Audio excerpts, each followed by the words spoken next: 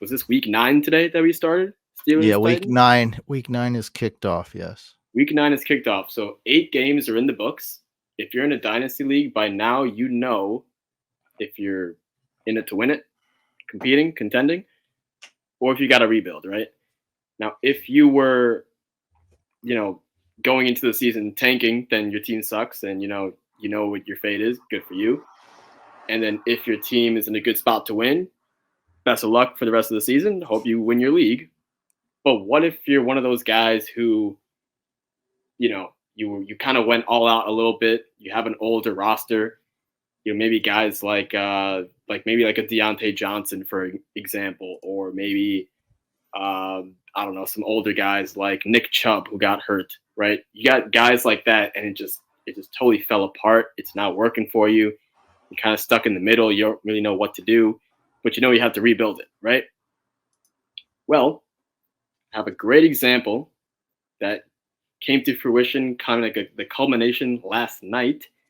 The Texas Rangers won the World Series. So congratulations to them.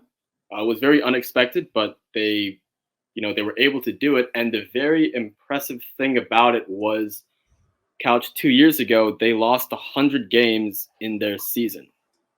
Losing 100 games in a baseball season, that's basically the equivalent of what I just said. Like, your team sucks in fantasy football. It's not good. You got to rebuild it, but there's not a ton of assets to rebuild with because, you lost 100 games. You know what I mean? So it's kind of like that. And the more interesting thing is, there was an article that came out today on ESPN. They wrote about how in 2 years, the Rangers rebuilt a 100-loss team into a World Series champion as of last night. And when I was looking at this, I couldn't help but compare a lot of things that what they did to things that either I have done myself or I have seen others do in fantasy football. All right. Now, it's going to be kind of a strange one. So what we're going to do is we're going to be comparing real life baseball to fantasy football. All right. So we are going to be kind of going to a little bit of a time loop, if you will. Like the best way to do this is to kind of give you examples of what have happened in the past to kind of, get your brain thinking of like, hey, what can I do in the future to kind of mimic these moves and I guess set my lineup or set my dynasty team as what the Texas Rangers have done in a matter of 2 seasons, right? So with that being said, let's just go right into it. It's a 4-step process, in my opinion, and we're going to break this down one by one, right? So step 1 here is basically saying, all right, I gotta shed my veteran players, the older guys on my team who are just not gonna help me win, who still have some value because they're good, but they're older. It's not gonna work for me and my team and the timeline that I'm going for. And on top of that, I kind of gotta call my shot a little bit, right? So a guy like Tua, right? Today it's very obvious he's great. He's putting up a lot of fantasy points and a good offense. Obviously the one knock on him would be, the concussion. He's one concussion away and whatever. But because he's on such a high, highly high prolific offense, that's kind of all. I don't want to say it's faded away completely because he's not like the quarterback one and all of Dynasty, but he's valued very very highly now because of how high powered that offense is. A couple of years back, that's not the case. People were saying Tua might be a bust. Tua's not good, et cetera, et cetera. That Right? was me. That was me. I actually basically completely shed it. Yeah, I completely changed my mind on him. I was Just saying, very I scared think a of lot of him. us have. Yeah, I Yeah, think I a lot was of us have. very scared. Yeah. Now I So just drafted him a few hours ago in a there redraft. you go, right? Yeah. Full circle there, right? Yeah. So picture this, for example, right? What if I told you, all right, 2 years ago, 3 years ago, whatever it is, I will give you my Green Bay Packers Aaron Rodgers MVP season. These guys are contenders to win the Super Bowl. They got Devontae Adams, Aaron Jones is still balling out. Great offense. Matt LaFleur is, all that stuff. In exchange for your injury-prone, you may be a bust, you might not be good, Tua Tagovailoa. Easy smash, right? The guy who wants the guy who is getting Aaron Rodgers will easily say yes. but now the question is, I mean, how practical is that, right? Like, how realistic is it? Because, like, at the time, in hindsight, like today, it's easy to say Tua is much better and you'd win that trade. But at that time, is it feasible, right? So I wanted to give you examples of a trade that I made and something that you did as well, and Mike, who's not here, but he's also a member of the podcast, to tell you that yes, these things are realistic. You just kind of have to have your eyes really peeled for it. And again, there is an element of luck here, right? Fantasy football, there is some luck involved, and you're kind of calling your shot here, right?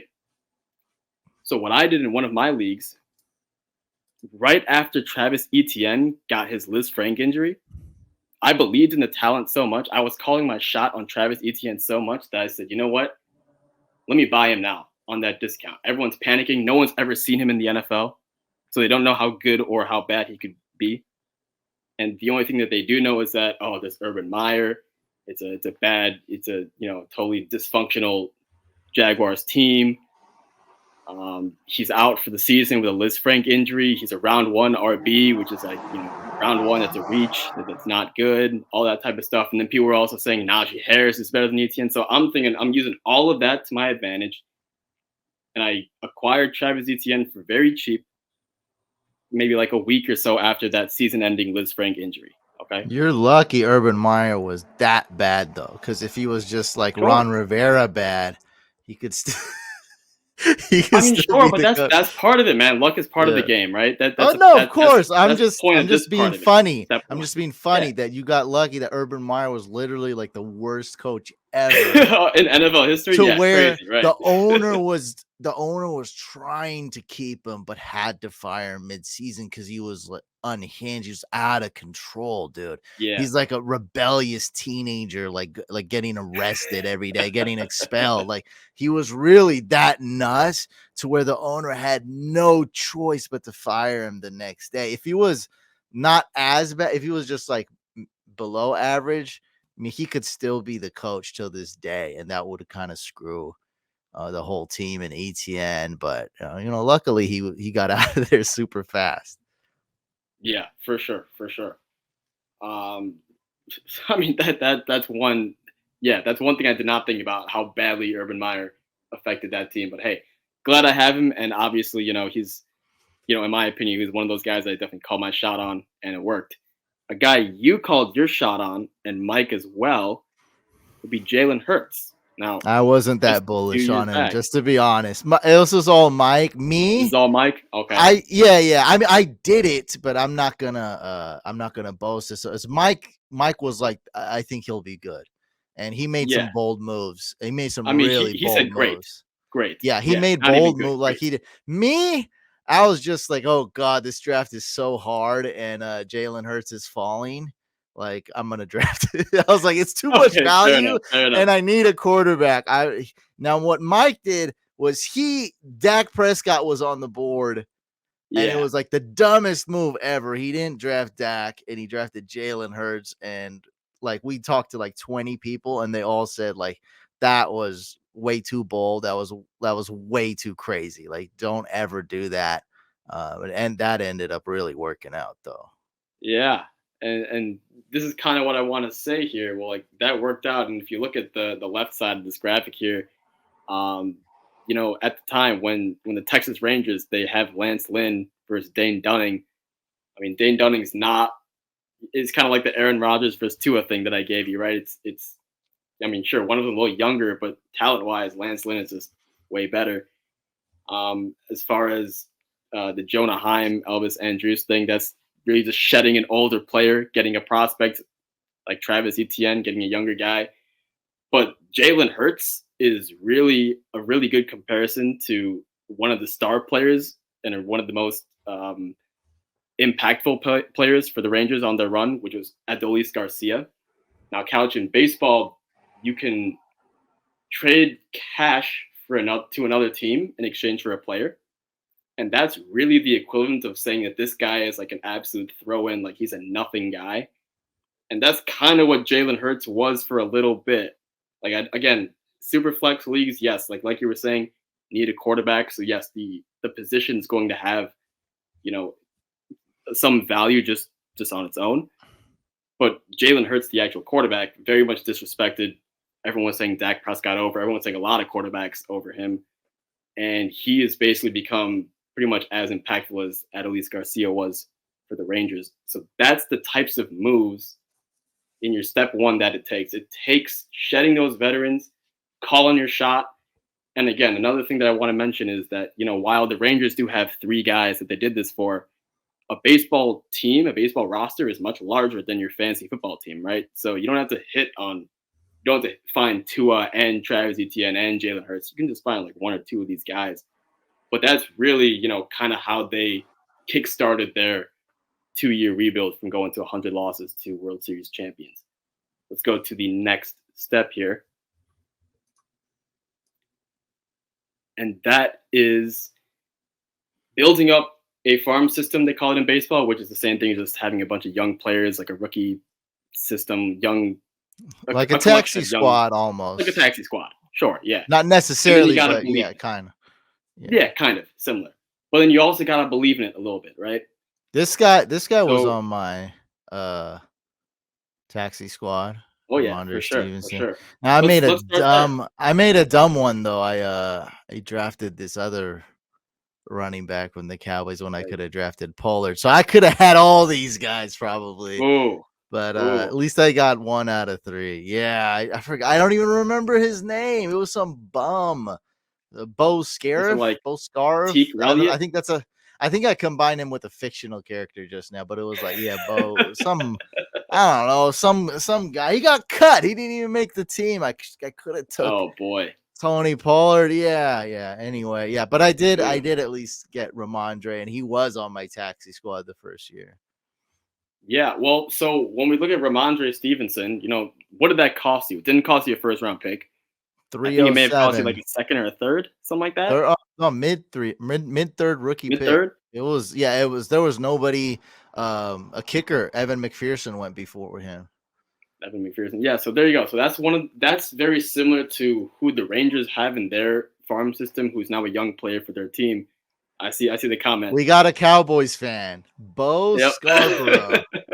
Yeah. Oh, I remember that guy. He was in the Lions for a little bit too. And yes, I did confuse him with Bo Callahan. That's right. That was kind of what I was. Bo Callahan, fictional quarterback who can change your life. Yeah, it was a totally made up guy. Yeah. Okay. Yep. Well, anyway, like I was saying though, so Ramondre, one of those round 3 rookie picks.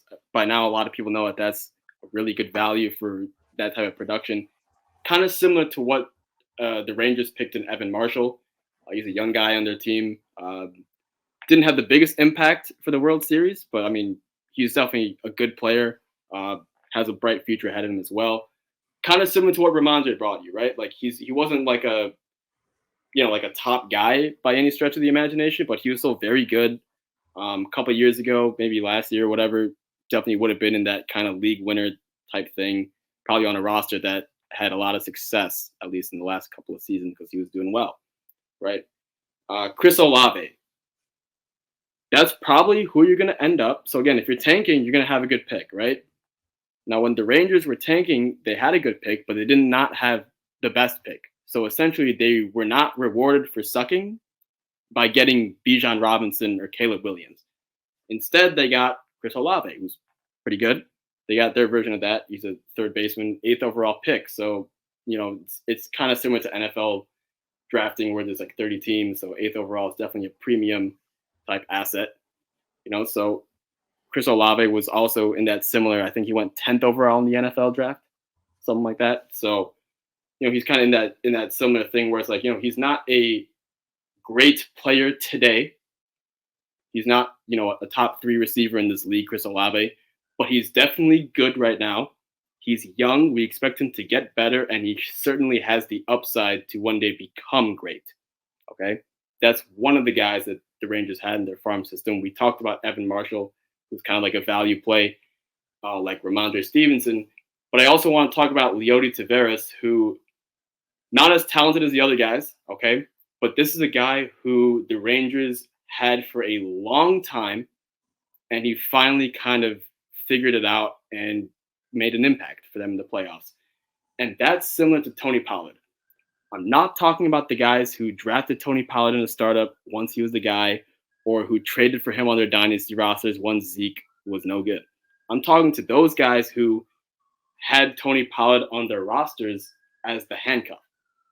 And those are the same guys who, they would see Zeke still getting more carries and more fantasy points, but they would watch the games and be like, hold on, Tony Pollard seems like he has more juice. So they held on to Tony Pollard, they held on to him, and then finally he paid dividends. That's kind of what the Rangers got with Leody Taveras. And that kind of summarizes step 2, where it's like, they built up their farm system with young players, but they also, held on to some of those guys that they really believed in.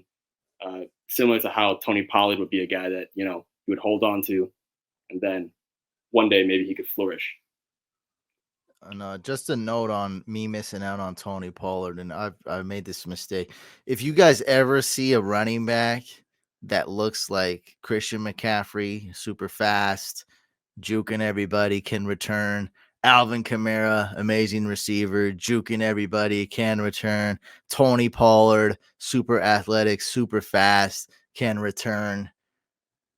Don't hesitate to take him. I see a trend. If you see the talent, if you see a dope talent, because somebody told me that Bo Scarborough is going to be like Zeke's backup, I was like, all right, like he would take over, like if anything happened to Zeke, because he's more of the power back, where Tony Pollard was more of a scat back type of, not never be a workhorse type of guy. That's why I took it. And I think Tony Pollard ended up going undrafted in our rookie draft, or he was the very last pick of the entire draft. Like, that's how much he fell. Like, don't ever sleep on those guys, especially because when I'm talking about these guys, the NFL was different. Like, there was actual workhorses, and now that there's no workhorses, the top guys that are scoring points are all like were at once feared to be scat backs. Eckler, CMC, Kamara, Pollard. Like, these are the best guys now. Like, Derrick Henry's the kind of like the last like big power back. Yeah. You kind of put Saquon in there as well. But like, these are the guys taking over the league. So now it's almost like a positive instead of a negative. And also we play PPR, and you know what? Like, real life football plays PPR day near, because they really value receivers that can catch. So the game's changed. That can catch for sure. Once you've done that, okay, so now you have, you've identified a couple guys that you got enough value. You got lucky, if you want to call it that, with Jalen Hurts or Etienne or Tua. And then you've kind of built up a little bit of a farm system, right? All right, now it's time to really start thinking and start to get going here. And this is where most dynasty players get lost. I love that comment. A-chain kind of players, absolutely. This guy reminds me that I'm not always a big dummy. Me and you really high on A-chain. Oh, yeah. Here we go. That was risky. That was a really risky one. Still have my A-chain hat right here. Oh, bro, that was so. I took A-chain over Charbonnet. I was like, I couldn't even control my body. It was just too. It was too much. I could see the hater comments. Love that decision. That's a me decision all day. It was tough. I had to like use my other hand to click. Like, it was such a tough. Like, I was like, how can I not draft Charbonnet? But I was like, I gotta go with my guy. Like, the upside is too much. And one huge thing was the landing spot too. Let's face it. Oh yeah, he had to be in that type of offense. Yeah, and it's the landing spot's even better than we thought, because that speed is actually putting up touchdowns. Like, it's looking great there in Miami. Looking absolutely great.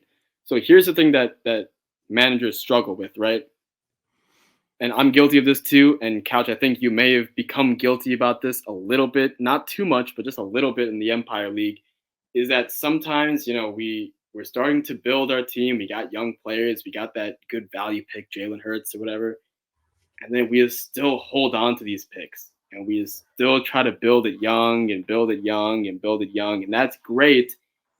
But at some point, you're going to have enough on your team where you're just like, all right, man, I've got to go for it. And that's when you got to go get your difference makers.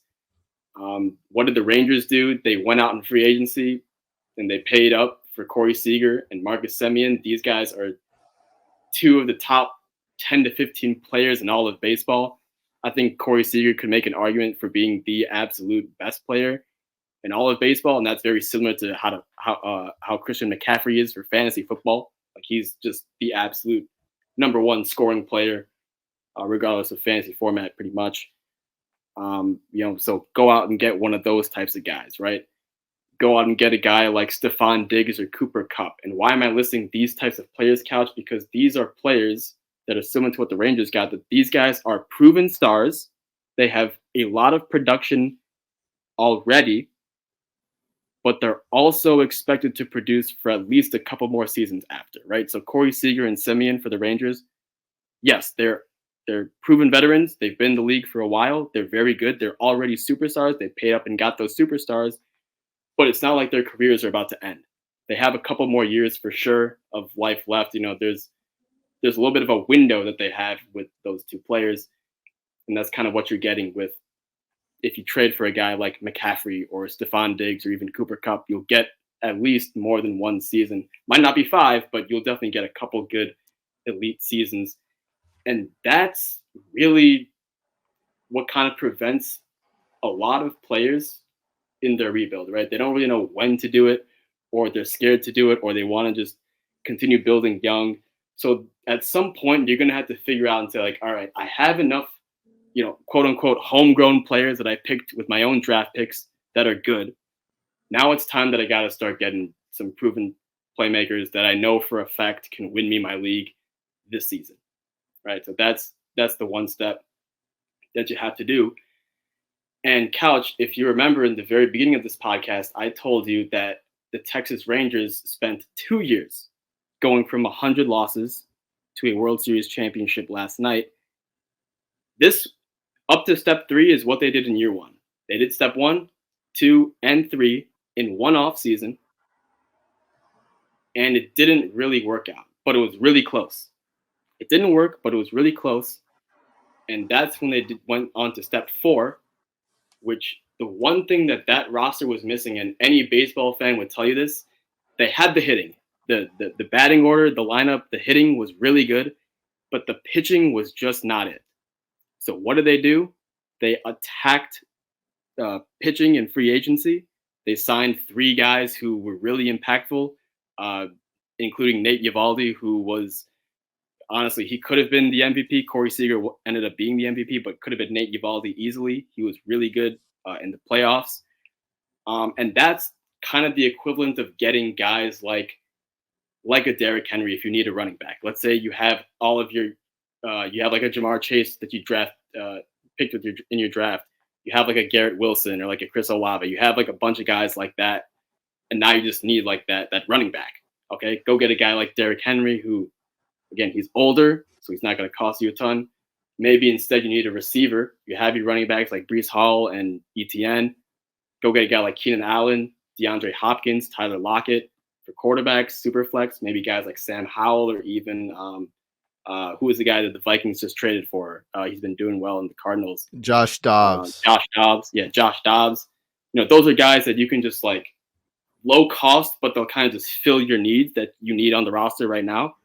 And that's basically what the Rangers did, right? So like these guys, Eovaldi and Andrew Heaney, whatever, they didn't cost a ton, but they were definitely very valuable because, the reason why they did not cost a ton is because they were older, but they still, are producing at a high level for this season. So they got them, filled their needs, and congratulations to the Rangers because those 4 steps led to a World Series championship for their franchise, and I believe it's the first time the Texas Rangers have ever won.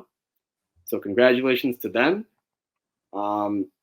I know there's a lot of ways to skin a cat in Dynasty. This is not the way I would do it. I would probably just, how I roll by now. I strip down for picks, and then I build it up from there. But hey, there's many different ways to skin a cat. This is how the Texas Rangers did it for their team. And like I said, they won the World Series last night. Congratulations to them. Hats off on an incredible 2023 season.